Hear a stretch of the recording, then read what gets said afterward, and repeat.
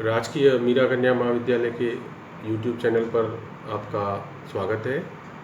आज हम BA third year के दूसरे पेपर गद्य पर बात करेंगे और पहले जो हमने एकांकी पर चर्चा की थी, एकांकी और नाटक में अंतर एक प्रश्न बनता है आपका, जिस पर असाइनमेंट आपको हमने दिया था। आज हम एकांकी के तत्वों पर बात करेंगे। प्रत्येक रचना कुछ चीज़ों से मिलके बनती है और जिनसे वो मिलकर बनती है उनको उसके तत्व कहते हैं। जैसे उपन्यास भी जिन तत्वों से मिलकर बनता है तो उपन्यास का स्वरूप अख्तियार करता है, वैसे ही एकांकी के भी कुछ तत्व होते हैं जिनको मिलाकर जो है एकांकी एक मुकम्मल तस्वीर बनती है उसकी। तो जैसा कि आपको पता ही है कि साहित्य में हमारे मुख्यतः दो भेद होते हैं, श्रव्य और दृश्य। वो साहित्य की विधाएं जो सुनी जा सकती है, पढ़ी जा सकती है, कही जा सकती है, और दूसरी होती है जो देखी जा सकती है, जिनको हम मंच पर देखते हैं। तो एकांकी दूसरी तरह की विधा है, नाटक दूसरी तरह की विधा है। इनको हम देखते हैं, इनको हम मंच पर प्रस्तुत होते देख सकते हैं अभिनेताओं द्वारा।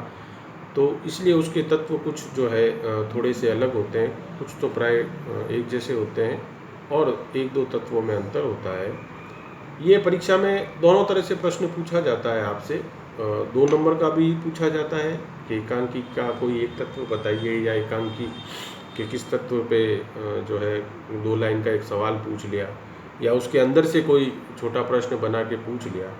और बड़ा प्रश्न भी पूछा जाता है कि एकांकी के तत्वों पर एक निबंध लिखिए, या टिप्पणी पर भी पूछ सकता है 5 नंबर का, 7 नंबर का, कि हिंदी एकांकी के किन्हीं 2 तत्वों पर अपना विचार जो है रखिए। तो आपको जैसे हमने पहले भी बताया कि एकांकी एक छोटी रचना है, 8-10 पेज की होती है। नाटक थोड़ा बड़ा होता है उससे, उसमें ज़्यादा दृश्य होते हैं ज़्यादा। एकांकी एक छोटी रचना होती है जिसको हमें तुरंत जो है दर्शकों तक पहुंचाना है और उसको ख़त्म करना है। उसमें पर्दा एक बार ही उठता है और जो एकांकी होती है अपने चरम स्तर पर पहुंचकर समाप्त हो जाती है।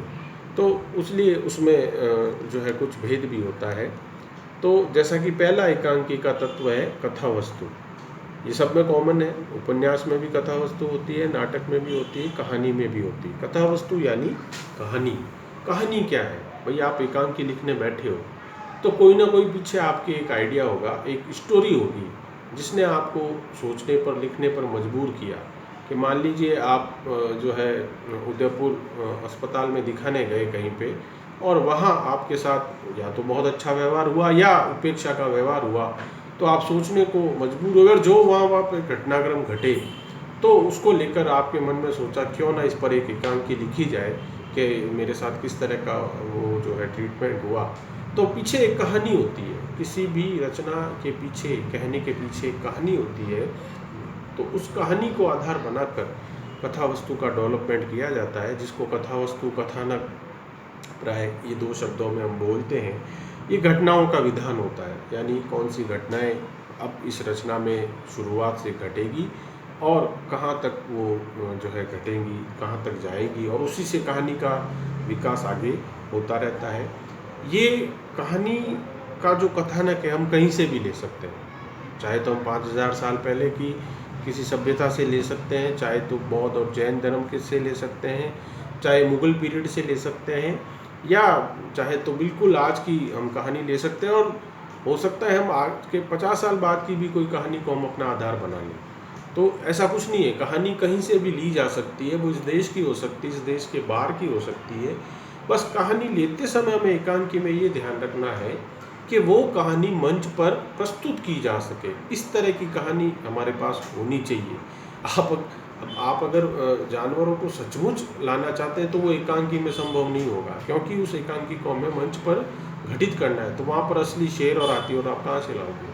हाँ, प्रतीकात्मक आप बता सकते हो कि साहब ये पात्र ऐसा है या ये वैसा है। तो ये एक कहानी में ध्यान देने की बात है। इस एकांकी के जो पहला तत्व है कथा वस्तु, उसके 3 चरण होते हैं, प्रारंभ, विकास और अंत। कहानी शुरू होती है कि हाँ भाई एकांकी पर्दा हटता है, खुलती है, और पहली चीज़ आती है कि भाई ये कहानी का प्रारंभ है। कि मान लीजिए 1-2 जने स्टेज पर बैठे हैं और बात कर रहे हैं, कोई उनसे पैसा मांगने आया है, या कोई उनसे कोई गाइडेंस लेने आया है या कोई उनसे बात करने आया है। तो इस तरह से कहानी शुरू हुई।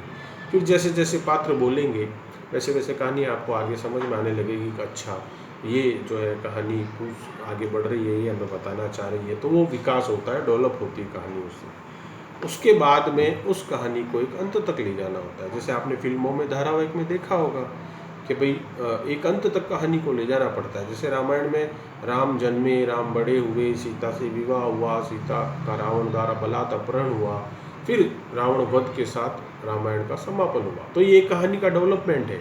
ऐसे ही एकांकी में भी आपको किसी कहानी को डेवलपमेंट करना पड़ता है और फिर उसको एक चरम उस उत्कर्ष पर ले जाकर उसकी समाप्ति करनी पड़ती है। मूल बात ध्यान देने की ये है कि उस कहानी का प्रारंभ बहुत सशक्त होना चाहिए, कौतूहल जगाने वाला होना चाहिए, क्योंकि आगे उससे जुड़ा हुआ रहे दर्शक। अगर हमें कहानी शुरू में 2-3 पृष्ठ में समझ नहीं आ रही है या कथा वस्तु हमें बोझिल लग रही है तो हम छोड़ देंगे उसको पढ़ना। अगर मैं फिल्मों के उदाहरण से आपको बताऊं तो आप बेहतर समझेंगे कि एक फिल्म शुरू होती है और आप हिलते नहीं है, क्यों? कहानी इतनी अच्छी है, आगे क्या होगा, आगे क्या होगा। और एक फिल्म शुरू हुई या 15-20 मिनट आपने देखा और आप बोर हो गए, क्यों हो गए? क्योंकि वो कहानी कमज़ोर थी। आपको लगा ये क्या कहना चाह रहा है, मेरे समझ ही नहीं आ रही है, ये कहानी क्या है, मुझे तो कुछ पता ही नहीं चल रहा है इन दृश्यों का। तो इसलिए कहानी का जो है वो प्रस्तुतिकरण, उसका कथानक का गठन जो है वो बड़ा आकर्षक, प्रभावी और उस तरह से होना चाहिए। फिर एकांकी में कहानी का विकास संघर्ष द्वारा होता है। हमारे यहाँ प्राय आपने देखा होगा साहित्य में, दुनिया में संघर्ष अच्छे और बुरे का है, ब्लैक एंड वाइट का वो संघर्ष चलता है। एक अच्छा पात्र है, घर परिवार में भी आप देखते हैं, समाज में भी देखते हैं, अच्छे लोग और बुरे लोगों का एक संघर्ष चलता है, उनके बीच में एक जो है एक तरह की प्रतिस्पर्धा होती है, उसी से कहानी आगे बढ़ती है। आप हिंदी सिनेमा में भी देखेंगे तो वही है, एक खलनायक है, एक नायक है, उनके बीच के संघर्ष को ही आधार बनाकर जो है उस समाज को रिप्रेजेंट किया जा रहा है। तो कथा वस्तु में प्रारंभ आकर्षक हो, उस कहानी तेजी से बढ़े, वो रोचक हो और उसमें एक संघर्ष जो है वो कथा वस्तु में होना बेहद ज़रूरी है। ये संघर्ष जो है वो एकांकी की आत्मा कहलाता है। अगर 2 नंबर का सवाल आ जाए आपके कि एकांकी की आत्मा क्या होती है, तो आप बेहिचक लिख सकते हैं कि कथा वस्तु में निहित संघर्ष जो है वो एकांकी की आत्मा है। क्योंकि मंच पर लोग लाइव देख रहे हैं, घर बैठ के नहीं देख रहे हैं, वो आपके सामने, स्टेज के सामने बैठे हैं और उनको रोचक होगी, तुरंत संघर्षपूर्ण रचना होगी, वही उनको बांधे रखेगी। अब ये संघर्ष 2 तरह से होता है, बाहरी और आंतरिक। बाहरी संघर्ष में तो जो भौतिक कष्ट है, भाई मेरे पास फीस के पैसे नहीं हैं, या मेरे पास गाड़ी नहीं है, या मेरे पास जो है ये समस्या है, मैं ये हुए सब बाहरी संघर्ष। इस पर भी बात होती है कहानियों में, नाटकों में, एकांकी में।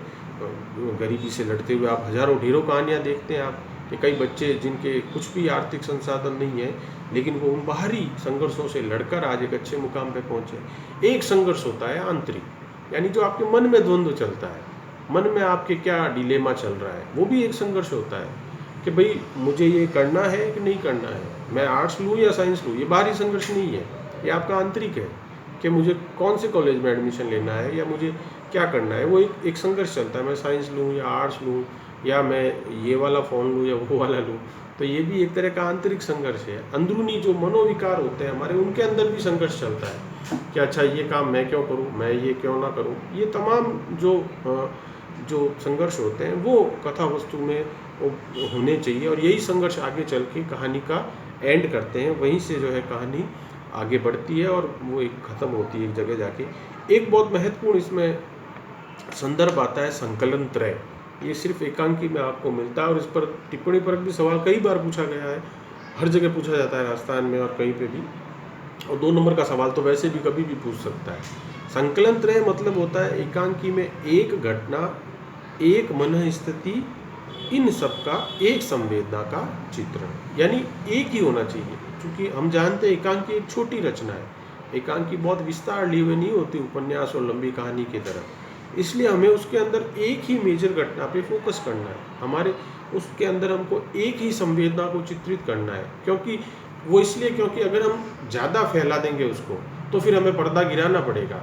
हम राम के एक ही पक्ष को लेकर एकांकी प्रेजेंट कर सकते हैं, क्योंकि अगर हमने उनको दूसरा दृश्य बता दिया लंका का, तो फिर हमें पर्दा गिराना पड़ेगा, जो एकांकी में नहीं होगा।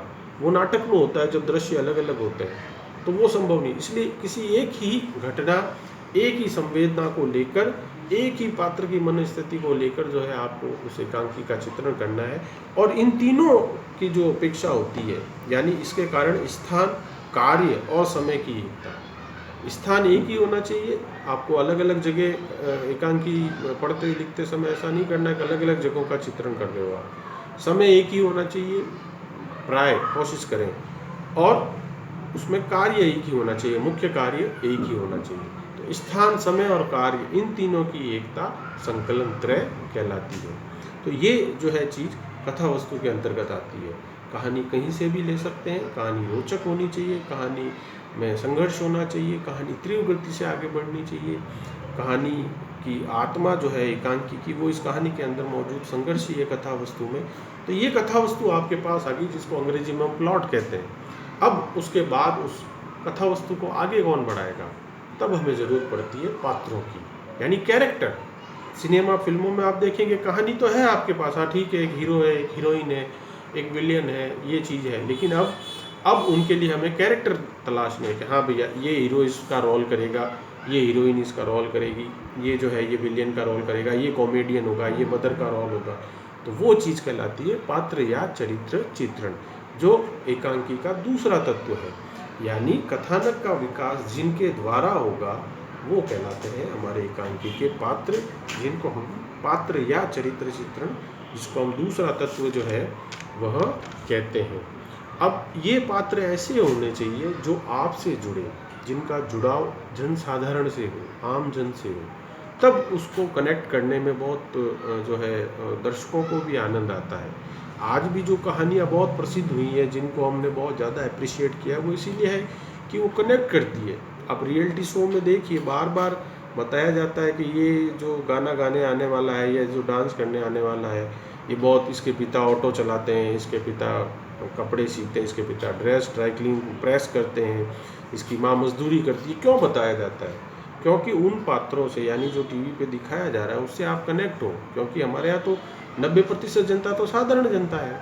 हाँ, जो पैसे का जिनके पास लोग हैं वो तो गिनती के लोग हैं, तो वो ज़्यादा उसका प्रचार प्रसार हो, इसलिए ऐसे पात्र लाए जाते हैं जो सामान्य हो, जिनको हम देख के लगे कि हाँ यार ये मेरे जैसा है, ये मैं इसको देख रहा हूँ टीवी पे तो मुझे भी लग रहा है कि मेरा जैसा ही कोई व्यक्ति है।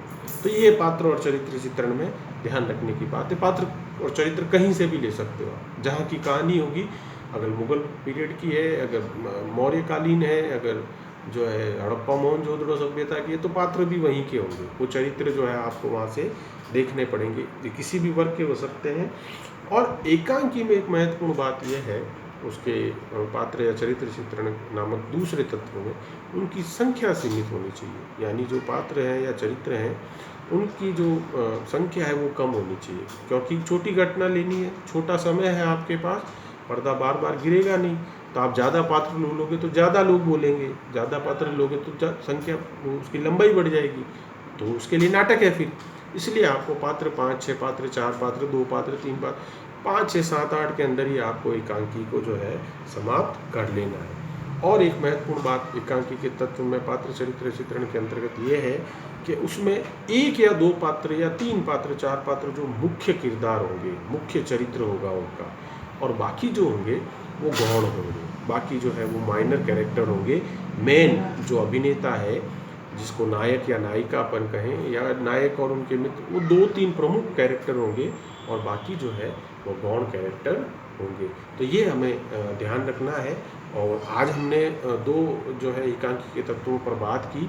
कथा वस्तु या कथानक एक ही बात है, यानी एकांकी का कहानी क्या है, उसके अंतर्गत किस कहानी को उन्होंने प्रस्तुत किया है, और दूसरा जो घटना विधान है उस कथा वस्तु में आता है, घटनाएं कौन सी है जिस पर बनाया है, और दूसरा तत्व है पात्र या चरित्र चित्रण, यानी कौन से कैरेक्टर लेने चाहिए, कौन से कैरेक्टर होते हैं, कितने लेने चाहिए, क्या लेने चाहिए, ये जो तत्व है वो आता है एकांकी का दूसरा तत्व, जिसको अपन पात्र या चरित्र चित्रण कहते हैं। आगामी कक्षाओं में अपन और इसके जो तत्व हैं उन पर अपन चर्चा करेंगे। धन्यवाद।